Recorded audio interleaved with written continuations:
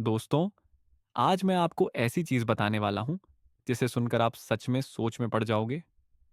हम सब ने ब्रह्मास्त्र के बारे में तो बहुत सुना है, लेकिन क्या आप जानते हैं कि हनुमान जी के पास एक ऐसा गुप्त अस्त्र था जो ब्रह्मास्त्र से भी कई गुना ज्यादा ताकतवर था। दोस्तों, इस अस्त्र का नाम है ब्रह्मशिरास्त्र। कहते हैं ये इतना शक्तिशाली था कि अगर ये चल जाता तो सिर्फ एक नहीं, पूरे के पूरे लोक तक नष्ट कर सकता था। और हैरानी की बात तो यह है कि ब्रह्मा जी ने इसका ज्ञान सीधे हनुमान जी को दिया था, बिल्कुल बचपन में। क्योंकि हनुमान जी कोई साधारण योद्धा नहीं, बल्कि वायुपुत्र और दिव्य शक्तियों वाले थे।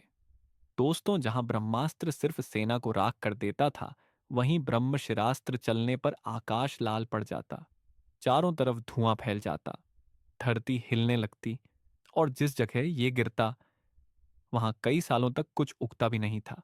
ये बिल्कुल आज के हाइड्रोजन बम जैसा लगता है। महाभारत में जब अश्वत्थामा ने इसका इस्तेमाल किया था, तो जमीन सालों तक बंजर पड़ी रही। ये कोई साधारण बात नहीं है दोस्तों। लेकिन सबसे बड़ी बात, हनुमान जी के पास इसका ज्ञान होते हुए भी उन्होंने कभी इसका उपयोग नहीं किया।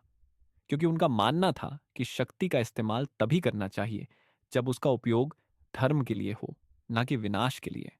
उनकी भक्ति, उनकी विनम्रता, यही सबसे बड़ी ताकत थी। अब दोस्तों, सोचने वाली बात यह है, क्यों प्राचीन ग्रंथों में आग की बारिश, धुआं, धरती का बंजर होना, रेडिएशन जैसा प्रभाव इतना डिटेल में लिखा है? यह सब बिल्कुल न्यूक्लियर वेपन जैसा दिखता है। कुछ लोग मानते हैं कि प्राचीन भारत में ऐसी ऊर्जा या टेक्नोलॉजी थी जिसका वर्णन आज भी लोग समझ नहीं पा रहे। क्या ये केवल कथाएं हैं, या इनके पीछे कोई असली विज्ञान भी छुपा है? एक चीज तो साफ है दोस्तों, हनुमान जी की असली शक्ति उनके अस्त्र में नहीं थी। उनकी असली शक्ति थी उनकी भक्ति, उनका संयम और उनका धैर्य। उनके पास प्रलय लाने वाला अस्त्र था, लेकिन उन्होंने कभी गलत दिशा में अपनी शक्ति का उपयोग नहीं किया। यही उन्हें सबसे महान बनाता है। दोस्तों, क्या आपने पहले ये बात सुनी थी? कमेंट में जरूर बताना। जय श्री राम।